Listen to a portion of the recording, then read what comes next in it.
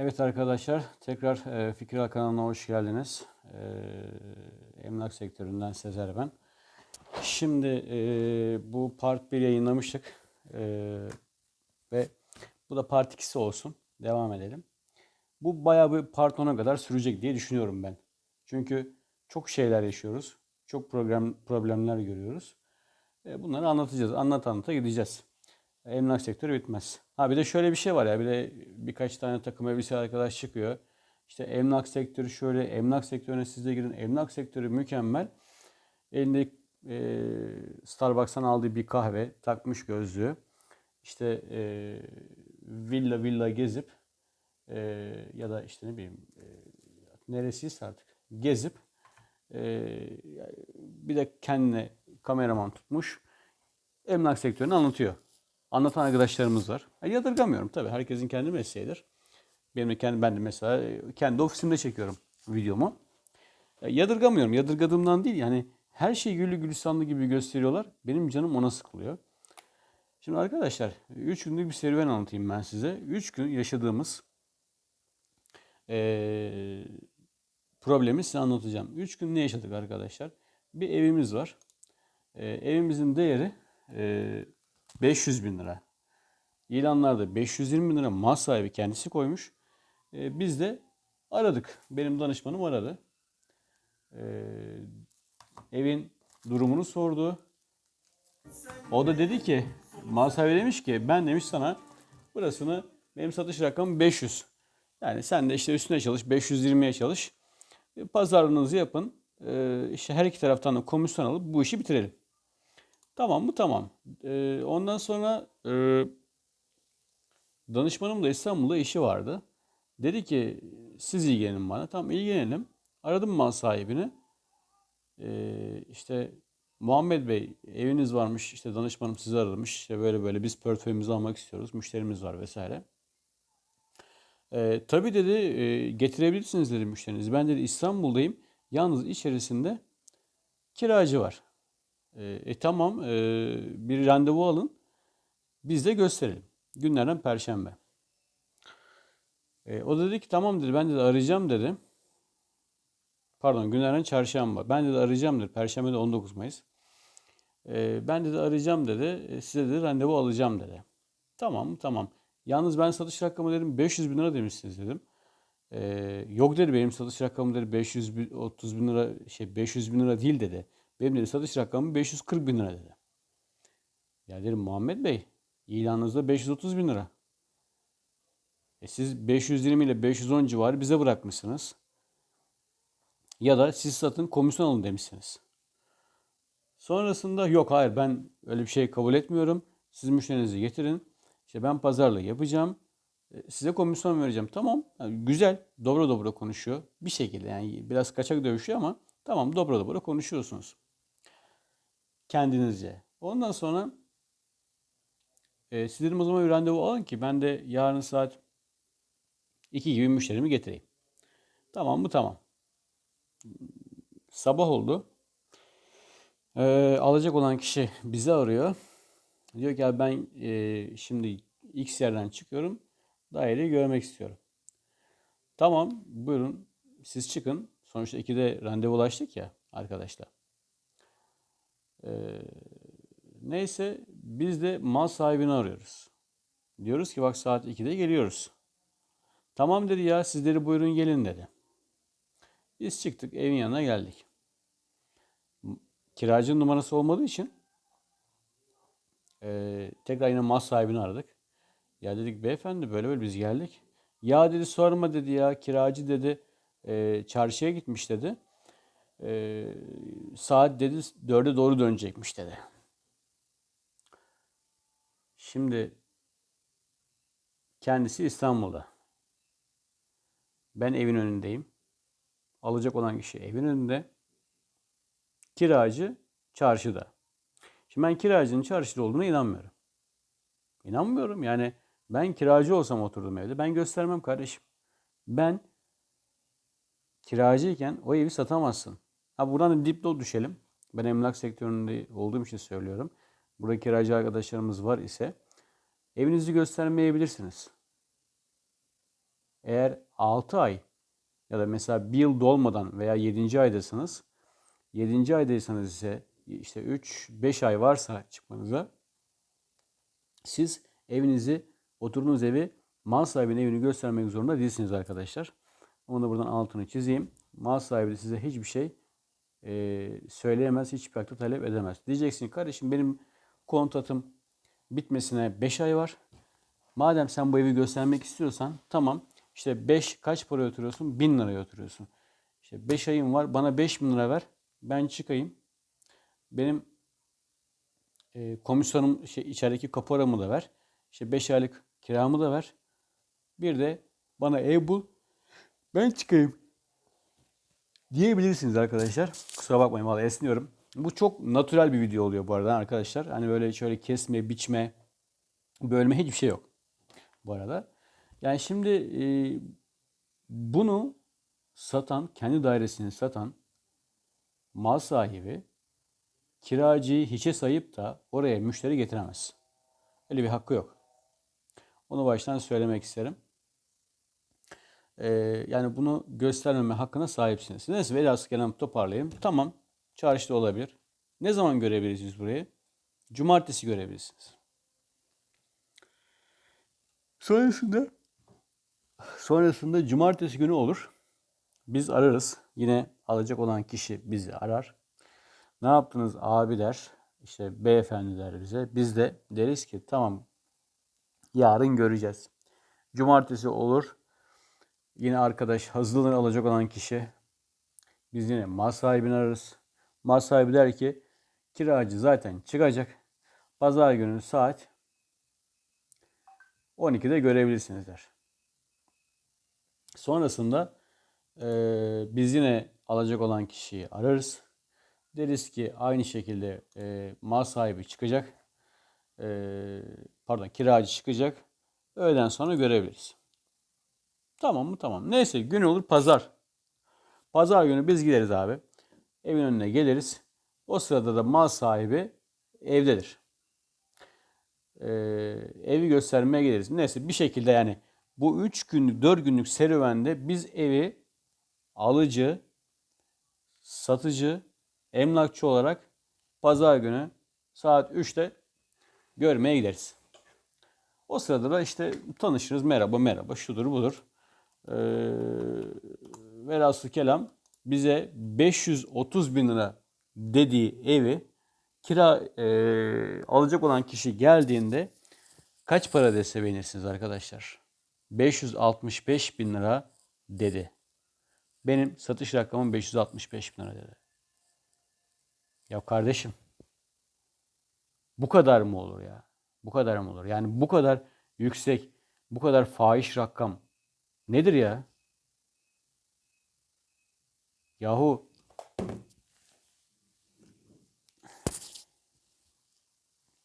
pardon. Yahu sen bize burayı 530 dedin. 540 dedin. 500 bin lira dedin. Şimdi alıcı geldi. 565 bin lira diyorsun kardeşim. Ya çocuk oyuncağı mı bu? Yani bu mantıklı bir şey değil. Ya bizi niye peşinden koşturuyorsun? De ki kardeşim ben size bu evi göstermek istemiyorum. Bir eşeklik ettim. Ağzımdan 500 bin lira çıktı. Onu da geçtim. 540 bin lira çıktı. Bu benim fiyatıma uymuyor ya. Benim rakamım şu an 565 bin lira de. Biz de alacak olan kişiyi tutarız kolundan. Deriz ki kardeşim bak bu. Mal sahibi bu rakamları istiyor. Deriz. Adamı uyarsa gelir. Uymazsa gelmez. Ya bizi 3 gün telefon trafiğine sokma. Yetmedi bizi kalkıp ayağına getirme. Ben buradan hükümete seslenmek istiyorum. Değerli büyüklerime seslenmek istiyorum. Emlak sektöründe bir evin raiç bedeli var. Belediyenin düzenlemiş olduğu bir raiç bedeli var. Örnek veriyorum. Ben Çorlu'dan bir tane ev satıyorum. 2+1 daire satıyorum. Bunun belediyedeki raiç bedeli 200 bin lira. Yalnız mal sahibi bu evi işte atıyorum 600 bin liraya satıyor. 600 bin liraya satıyor. Şimdi raiç bedeli 162 bin lira olan ya da 200 bin lira olan evi 600 bin liraya satıyorsun. Bu adam, satan kişi 600 bin liraya satıyor. Ama adam peşin alırsa bu evi, işte rayiç bedeli ne kadar? 162 ya da 200 bin lira. 200 bin lira olan rayiç bedeli adam 210 bin lira gösteriyor. Ne oldu? 210 bin liranın %18'i 200 çarpı 0,18 36 bin liraysa 600 çarpı 0,18 abi 108 bin lira. Eksi 36 72 bin lira vergi kaçakçılığı yapıyor bu adam. Mal sahibinden konuşuyorum. Bakın hani ikinci elde vergi şudur budur hani yok diyorlar ya. Ya sonuçta bu da bir hizmet bedelidir yani. Yani bizim Türkiye Cumhuriyetimizin yani yani Türkiye Cumhuriyeti hükümeti, devleti bu işe bir el atması gerekiyor. Ya kardeşim belediyenin belirlemiş olduğu bir rayiç bedeli var. 162 bin lira ya da 200 bin lira, 130 bin lira. Kardeşim sen bunun maksimum 3 katını satabilirsin demesi gerekiyor. Bak o zaman o arkadaşlar o rakamın üstüne satabilecekler mi? Ne kadar? 162 bin. Sen bunun 3'te 2'sini satabilirsin kardeşim yüksek fiyata. Dense inanın herkes ev sahibi olur. Bak sıfır yapılan dairelerden bahsetmiyorum. İkinci ellerden bahsediyorum. Sıfır yapılan dairelerde tabii ki de onun da denetlenmesi gerekiyor. Nasıl denetlenmesi gerekiyor? Adam şimdi müteahhit oraya işte 5 milyonluk bir yatırım yapmış ya da 10 milyonluk bir yatırım yapmış. 10 milyonluk yatırımda 4 milyon para kazanacak diye bir kaide yok. Ama ikinci ellerde gerçekten de çok büyük rakamlar oynamakta. Ya evin satış rayiç bedeli 70 bin lira çıkıyor. Adam rayiç bedelini belki 20 katını satıyor ya. 20 katını satıyor. Yani mantıklı değil. Yani buna bir el atması gerekiyor hükümetin. Yani bu serbest piyasa tabii ki de var. Ama şimdi adam 500 bin liradan evini 565 bin liraya çıkartıyor. Alan mağdur. Aradaki emlakçı mağdur.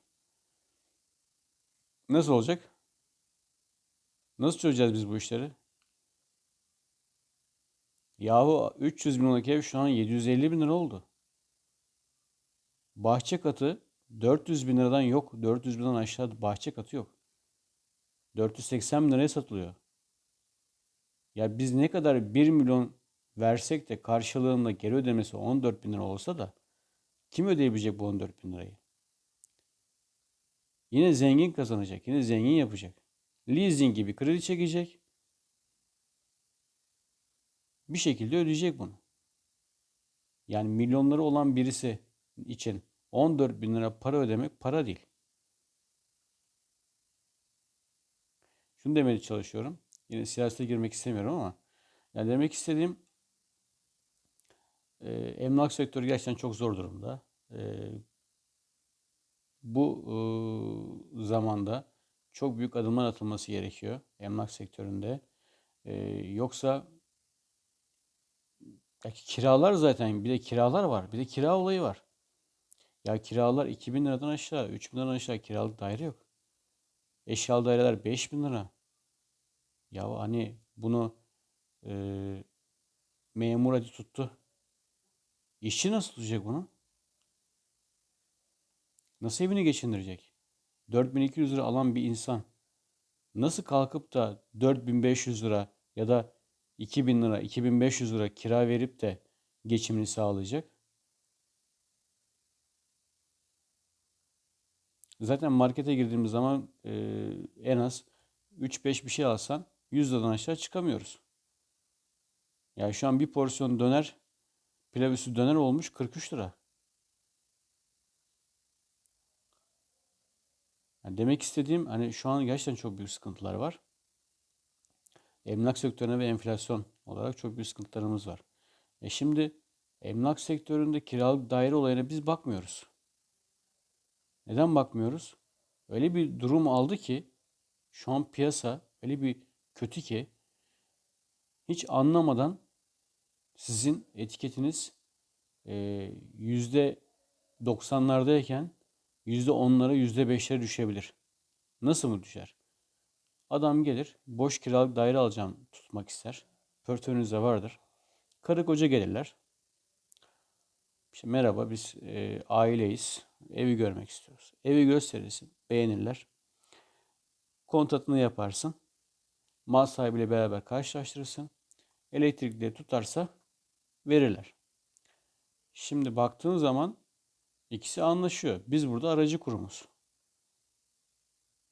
3 ay sonra bir de bakıyorsun aile olarak gelen kişinin yanındaki bayan dostu çıkıyor. Mal sahibi diyor ki ya böyle böyle şudur budur. Sen benim evimi kimlere verdin? Ya kardeşim sen evini kimlere verdin? Ben onun aile olmadığını bilsem, dostu olduğunu bilsem ben verir miyim? Ben etiketimi zedeler miyim? Ben adımı kötüye kullanır mıyım? Çok affedersiniz biz şerefsiz birisi olsak biz bu işi yapmayız. Ama burada tamamen e, çok iyi mal sahipleriyle tanıştık. E, laftan anlamayan mal sahipleriyle tanıştık. Yani baktığın zaman hani siz sorumlu oluyorsunuz. Ya arkadaş ben Ahmet'i Mehmet'i tanıyorum. Adam geliyor benden ev istiyor. Kiralık daire istiyor. Tamam arkadaşımız eyvallah. Tanıyoruz hadi. Hani ya adam şerefsizin tekiyse, pezevengin önde gideniyse çok özür dilerim. Sonradan huyları değiştiyse ben onu nereden bilebilirim? Arkadaşımız arıyor bizi. Ya diyor arkadaşımın arkadaşına kiralık daire lazım. Kim bu arkadaş? Ya bayan arkadaşımız eşinden ayrıldı. Ya arkadaşlar tabii ki de dul. Tabii ki de bekarlara ev vereceğiz. Ama bana bekar gelip de dul vermedim. Dulların hiçbirisine yani eşinden ayrılmış bayanlara hiç vermedim de. Genelde bana gelen hep bekarların hepsi hadi yorum da yapmayayım. Değişik insanlar çıktı. Yani çözemiyorsunuz abi. Yani insanları çözemiyorsunuz. Yani o durum öyle bir kötü ki yani insanı emlak sektöründen soğutuyorlar. Şimdi geldi kiralık daire ver. Adama veriyorsun. Adam 2 gün sonra dostu çıkıyor. Apartman sakinlerinden problemler yaşanıyor. Hop mal sahibi bizi buluyor. Yarın öbür gün bunu sen verseydin, bize vermeseydin, kendin verseydin sorumlu mu arayacaktın? O zaman sana demeyecekler mi? Ya ben nereden bileyim diyecektin mal sahibi olarak. Biz de bilemiyoruz arkadaşlar. Adam geliyor, ilanlardan görüyor. Tutacağım diyor, tutuyor, oturuyor. Yani demek istediğim bu emlak sektörü gerçekten de yani öyle takım elbise giyip de gözlük takıp da elinde kahveyle çok şirin gösteren arkadaşlar gibi keşke olsa. Öyle olmuyor ne yazık ki. Tamam elimizi taşın altına koyacağız. Birilerine yeri geldiği zaman ya bu adam iyidir diyeceğiz. Ama ben o dönemi atlattım artık. Bu saatten sonra şirket olarak biz kiralık daire vermiyoruz. Yalnız satılık daire ve kiralık dükkan. Başımız rahat. Mal sahipleri aramıyor, kat malikleri aramıyor, bizimle muhatap olmuyorlar. En güzeli bu. Satılık daire ve kiralık dükkan. Yok Ahmet'i koydun, Mehmet'le uğraş. Mehmet'i koydun, Ayşe'yle uğraş. Kat malikleri sen arar. Yok onlarla uğraş. Hiç gerek yok arkadaşlar. Yani ben buradan size dipnot çiziyorum. Altı böyle kalın çizgiyle söylüyorum. Kiralık daire vermeyin. Kiralık daire vermeyin arkadaşlar. İyi olursa Allah'tan, kötü olursa emlakçıdan biliyorlar. O yüzden satılık. Yani 2.000 liraya kiralık daire verirsiniz. Yeri gelir 300 bin liralık laf yersiniz. Hiç gerek yok. Hiç kendinizi yormayın. Gerek yok yani. Bence gerek yok. Ha ben veririm kardeşim. Beni kimse etkilemez, beni kimse ırgalamaz. Ben yoluma bakarım. O da olmuyor. İnanın o da olmuyor.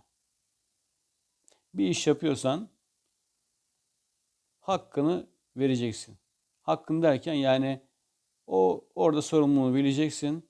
Evet, doğrudur kardeşim. Sen haklısın. Hata bende. Ben adamın ibne olduğunu bilemedim. Şerefsiz olduğunu bilemedim. Ne zararın? Karşılayacağız. Yoksa kimseyle kavgayla, gürültüyle bu iş çözülmez. Ben de artık kavgalı gürültü iş istemiyorum. Tartışmak da istemiyorum. O yüzden bu tür münakaşaya girmek istemediğimden dolayı artık vermiyoruz. Olay bu. Şimdi gelelim olayın içerisine. İçerisine derken yani esas konuya. Esas konu şu. Bizim hükümetimizin çok acil bir şekilde emlak sektöründe dönen usulsüzlüklere bir el atması gerekiyor. Ya bizim şimdi ya bir eksper değeri var. Ben şimdi eksperde ne iş yapıyor onu anlamıyorum. Yani eksper neye göre bir fiyat biçiyor daireye? Ya geçen derken bundan 1,5 yıl önce telefon çaldı. Efendim dedim, kim arıyor dedim. İşte ben filanca eksperden bilmem kim İstanbul'dan geliyorum. Evet. Ya bizim bir e, banka gönderdi. Müşterimiz buradan bir tane daire alacak. Pardon, dükkan alacak. Buradaki dükkanın ederi ne? Ya kardeşim, ben emlakçıyım. Eksper olan sensin. Ben nasıl bir yorum yapabilirim sana? Yani sen oraya gidiyorsun. Seni X banka gönderiyor. Özel bir kurumsun. Sen oradaki fiyatı bilmiyorsan ve beni arıyorsan demek ki sen hiçbir şeysin. İnanın yani eksper beni arayamaz. Benim eksper aramam lazım ya. Kardeşim bak, ben burayı satacağım. Örnek veriyorum, bir AVM var. Benim portföyüme gelmiş. Ben bunu eksper değerini öğrenmek istiyorum. Ahmet Mehmet'i X bankanın eksperi geldi. O eksper gelecek, başka emlakçıya mı soracak? Ulan ben de emlakçıyım. Giderim oradan başka emlakçıya sorarım. Ve sen hizmet bedeli olarak 1500 lira para alıyorsun. Nerede kaldı eksperliğin? Ben de öyle yaparım. Ben de o şekilde bir eksper olurum. Ne olacak yani? O yüzden arkadaşlar yani hükümet olarak değerli büyüklerime sesleniyorum ben buradan. Nacizane bir şekilde fikrimdir. Yani tabii olur olmaz bilemem de. Yani bu emlak sektöründeki bu fahiş rakamların önüne geçilebilmesi için belediyelerin belirlemiş olduğu rayiç bedelinin, örnek veriyorum, bir kota konulup işte bunun 5 katına satabilirsin, yani 4 katına satabilirsin, 3 katına satabilirsin denmesi gerekiyor. Başka türlü önüne geçilemez. Hadi onu da geçtim, banka, eksper, adam 200 bin liralık eve 600 bin liraya satacak. Banka göndermiş olduğu ekspere, eve, yahu bu ev 600 bin lira etmez demesi lazım. Nasıl 600 bin lira eder? Sen bu eksper gelmeden önce evraklar hazırlanıyor. Ekspere veriliyor. Eksper gidiyor belediyeye. Evrakların eksik olup olmadığına bakıyor. Sonrasında eve geliyor. Eve geldikten sonra bir rapor düzenliyorlar. Rapor istinaden evet burası 600 bin lira eder. Biz buranın %80'ine kredi verebiliriz. Lan 200 bin liralık eve 600 bin lira gösterildi. Sen 480 bin lira kredi verdiriyorsun bu eve. Nasıl bir mantık bu? Lütfen yani düzeltin arkadaşlar, yorumlara yazın, yani ben mi yanlış düşünüyorum? İmkansız. Olmaz böyle bir şey. Ben şimdi bakıyorum, İstanbul piyasasında evler daha ucuz. Tekirdağ bölgesinde fahiş rakamlar var.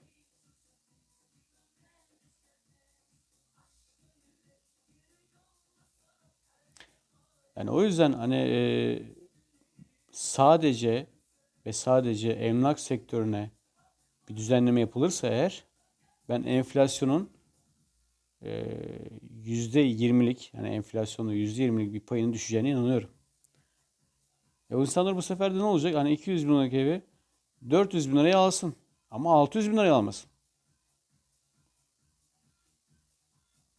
Bu bankaya külfet, ödeyene külfet, hükümete külfet. Adam kredi çekiyor, ödeyemiyor bankaya. Banka ödemediği için faizler yükseliyor. Yatırımcı da önünü göremiyor. Yatırım yapamıyor. Ya bu benim nacizane fikrim. Yani benim şahsi görüşüm bu. Dediğim gibi yani en büyük sıkıntılarımızdan bir tanesi bu fahiş rakamlar. Ev sektöründeki fahiş rakamlar. Yani şu an piyasada Tekirdağ bölgesinde Tekirdağ bölgesinde yani inanın 350-400 bin lira ev yok. 7 ay önce ara katlar 350-400 bin lirayken, bahçe katları 130 bin lirayken şu an ara katlar 800, 10 yaşındaki binalardan bahsediyorum. Bahçe katları ise 400 bin liradan satışa sunuluyor. O yüzden Allah herkese yardım etsin. Bugünlük videomuz bu. Sizlere haftalık olarak video atıyorum. Biraz şey oldu. Çok natural bir, doğal bir video oldu. Hani esnemeler, işte telefon kamerası düştü filan. Sürçülisan ettiysek affola. Kanalımızı beğenip like atarsanız çok sevinirim. Hani sorularınız olursa da yorumlarda belirtirseniz çok sevinirim. Elimizden geldiği kadar cevaplamaya çalışırım. Arkadaşımızın bir tanesi yorum yapmıştı. Onun cevabını verdim. Onu da söyleyeyim. Mesaj olarak gönderdim kendisine. Takıldığınız ve fikir almak istediğiniz emlak sektöründe, şu an konumuz emlak sektörü, yorum yaparsanız dediğim gibi cevaplamaya çalışırız.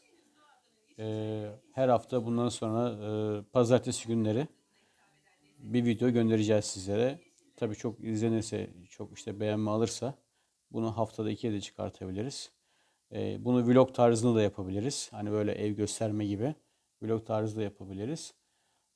Dur bakalım, hani şu anda yeniyiz bu YouTube kanalında. Duruma göre yol haritamızı çizeceğiz. Teşekkür ettim dinlediğiniz için. Dediğim gibi bir like atarsanız, beğenmediğiniz noktalar varsa da yoruma yazarsanız çok sevinirim. Özellikle bu videoda anlattığım konularla ilgili